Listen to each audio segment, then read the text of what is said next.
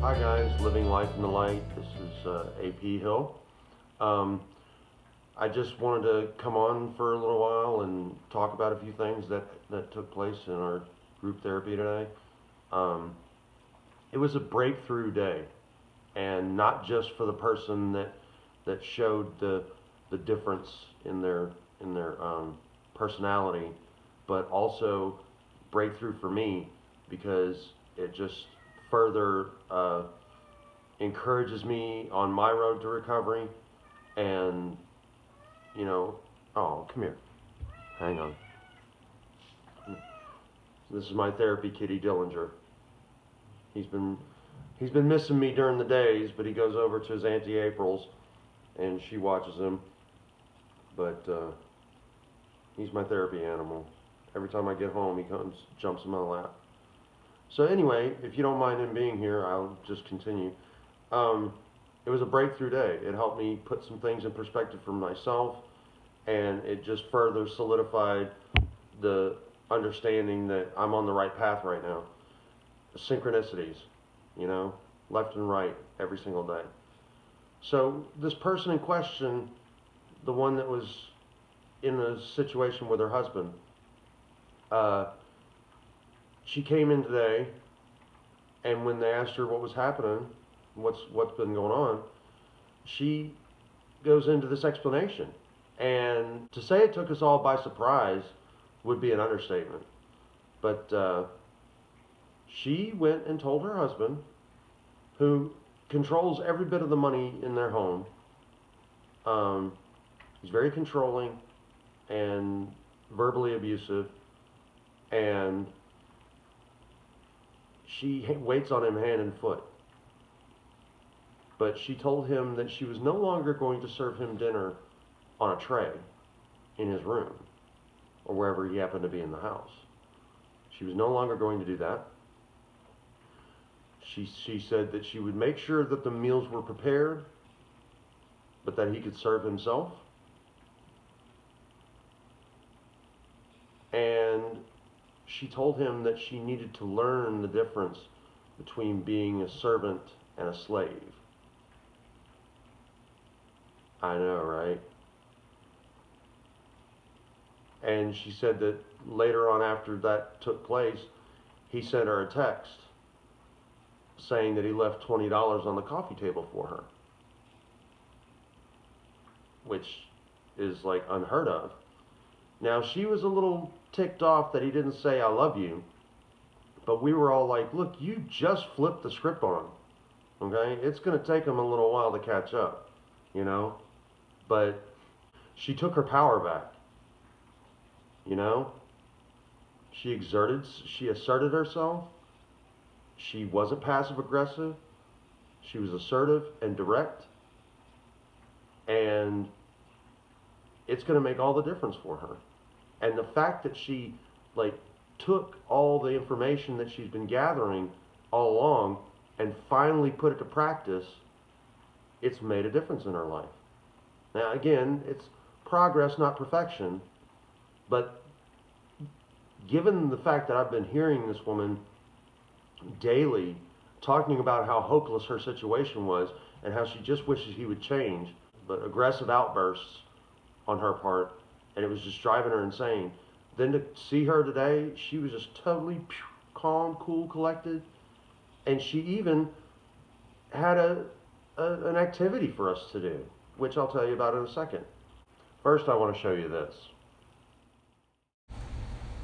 These are photos of my apartment and the way it looks now, the shape that it's in right now. In all my activity over the past few days or week, and all the things that I've been learning in group therapy and all of these things, and my own desire to be creative and make a difference, I've let this go.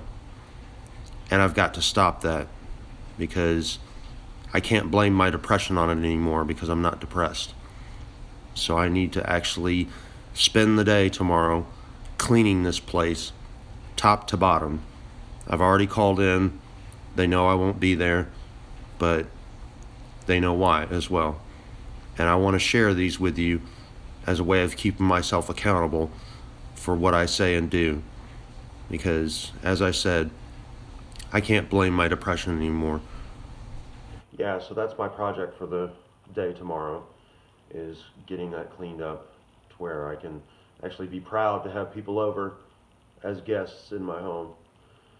But back to what we were talking about before, the woman in question, brought in an activity for us to do, and we made our own little recreation therapy group. And what she did was she brought in some rocks that she had found around her home. And she's like, you see this one? It looks kind of like a bear. And we could see it. It did look like a bear.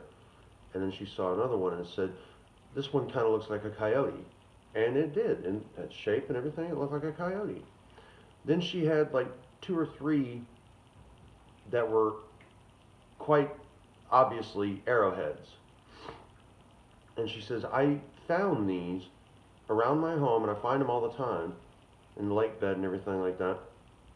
And she said that she just imagines an Indian, a Native American, like carving out these shapes to make toys for their children, or to make arrowheads to hunt for food, or maybe even protect themselves. And she said the process of that, you take this big striker stone and you strike on the stone that you want to shape, and you do that enough times, you're going to find the shape that you want. She's like, our life's experiences that have shaped us into who we are like that striker stone. It's like God striking at that stone, carving out until that purpose is understood and revealed. And she gave us some pieces of broken arrowheads, and she wanted us to remember that even though the usefulness of that arrowhead no longer existed, that the broken pieces were still beautiful to her, because she still searches around for them, and when she finds them, she takes them with her. And I cannot explain to you what those words, this is not the person that I'm used to seeing every day. It was like the light bulb went on in her head, and she made like exponential growth within 24 hours. And she just finally decided, like she said, she was going to take her power back. And she did. And she took that power back and shared it with us in one of the most beautiful ways I can imagine. It was truly touching, memorable. I'll never forget it as long as I live. And afterwards, she gave us each some rocks to paint.